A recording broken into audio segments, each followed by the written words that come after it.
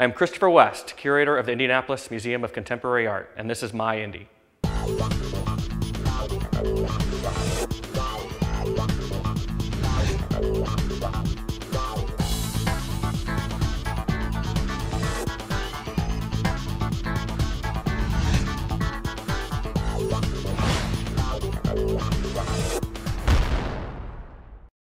Hi everybody and welcome to this episode of Doing Indy. I'm Seth Hancock, and for those of you who know me, you know that I'm a huge supporter of the arts and a huge fan of art here in Indianapolis. I mean, the Indianapolis Museum of Art is one of my favorite places to hang out. Well, we get this email from this guy named Christopher West who said, you guys need to come down and check out iMOCA. So what's iMOCA, you ask? It's the Indianapolis Museum of Contemporary Art. So we're going to introduce you to that, introduce you to this great guy named Christopher West, and teach you all the great things that you need to know about what's happening with art here in Indianapolis.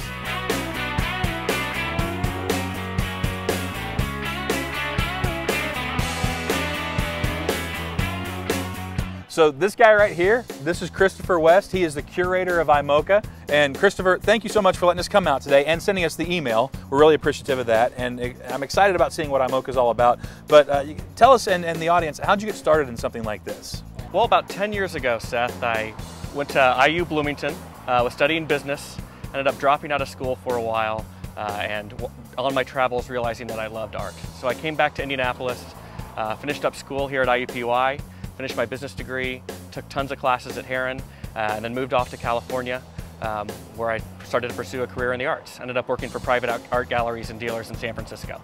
So living out in San Francisco and being on the West Coast, I'm sure you saw a lot of great things, but obviously you're standing here with me unless you were some type of apparition, but you're not. You're here, you're real. For real. So what brought you back to Indianapolis then?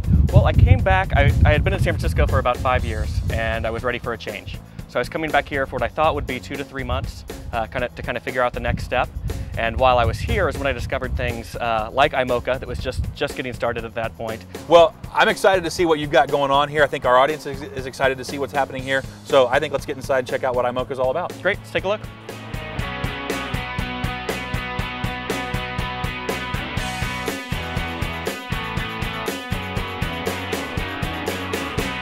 All right, so now that we've learned kind of how you made your way back to Indianapolis, how did you get involved in a place like iMOCA? Well, first of all, I'm in love with the contemporary arts. I love working with artists that are alive and vibrant and creating things. And so oftentimes we have new projects where we bring in artists from all over the world to come here to Indianapolis and to create something specifically on site for us. What about today's art is exciting that people can really understand? I think the most important part is that people need to know it's okay not to like it. You just need to be open to looking at it. You know, contemporary art is oftentimes just not a pretty picture on a wall. It can be a big video installation. It can be a sculpture that you don't initially understand. All you have to do is be open to looking. And if you come away after that not liking it, that's fine. So we're constantly making it fresh and new and giving something for people to come in and take different things away with them. So if they hated one particular exhibit, they might love the next one. We love that we have a ground floor space right by the canal, right by Indiana Avenue that people can just walk up to. They can come in and spend some quiet time and walk amongst the work or a beautiful sculpture and spend some time with themselves. We also prepare an educational handout for every show, which gives people a little bit more in-depth detail. And then we have a tiny but really friendly staff, and we like to greet everyone that walks in the door and let them know if they have any questions, if they want to find out any more about a particular piece or a particular artist or something we've shown in the past, that we're available to talk about art, because that's what we love to do. I think a lot of people are afraid of contemporary art because they just don't understand. But I think if they had someone who took the time and walked them through, here's what the artist was trying to accomplish, you know, here's what was happening with this, this is what the artist was feeling at this time or wanting to make you feel, I think then people would be more receptive to a lot of contemporary art, because it is so much more subjective than a lot of other artists from the past. So Christopher, I look at this and this looks like an obstacle course or something like that. What is this right here? This is an installation by Adam Pendleton, a young African-American artist from New York. And he's really a performance artist at heart. So although this looks like a static group of 100 cubes, he really likes the way people interact with it, the way they walk around it, and he considers that a performance. You've got a new exhibit coming in here April 17th. Yes. That people will be able to see. Can you talk about that a little bit? Sure. April 17th, we're going to have all of this stuff out of here, and it's going to look totally different again. We're doing a big group video show. Oftentimes we dedicate our whole space to one artist and let them do with it what they may. And we put together a show, it's called Is You Is or Is You Ain't. basically stemming from the song by Louis Jordan. And it's all about how the artist perceives themselves, or the way they see the public perceiving themselves. Okay. So there's artists from as close as Greenfield, Indiana, a local collaborative called Ank Movies, to other artists from both East and West Coasts. So there's going to be projections, there's going to be flat panels, there's going to be installations, and then this show here is going to travel to Baltimore in the fall. Okay. And then on to New York City after that. So we're really excited to have something that's going to start here in Indy and then go on to these other places. Christopher, thank you so much for letting us come out here. This was a great experience. You really do have a lot of exciting things going on here. Well, speaking of exciting, Seth. Segue. We are working on a new coloring book right now that's going to incorporate a lot of artists that have shown here in the past, as well as really involve the local community.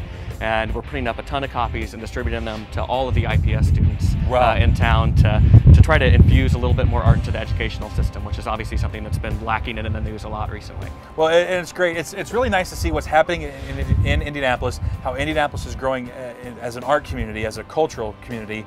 It's nice to see what iMOCA is doing, and I know that you guys are going to be instrumental the next 10 years down the road, really helping this community and the city to grow that much more. Well, we've got a talented group of people here who are excited about Indianapolis and excited about iMOCA, and very cool. See where it goes from here. I'm excited. You guys definitely need to get down and check out iMOCA right here at the corner of Senate and Indiana, right here in downtown across from Bourbon Street.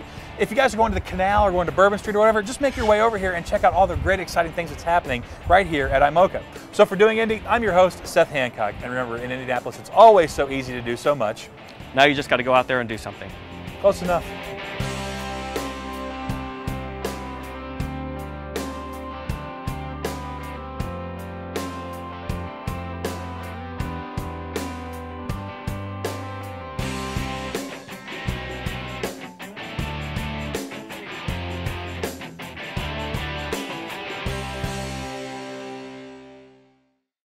We're checking out one of them today because did you guys know that we had a museum of contemporary art? Contemporary art? Well, we do. Well, we do. Contemporary art. Contemporary art.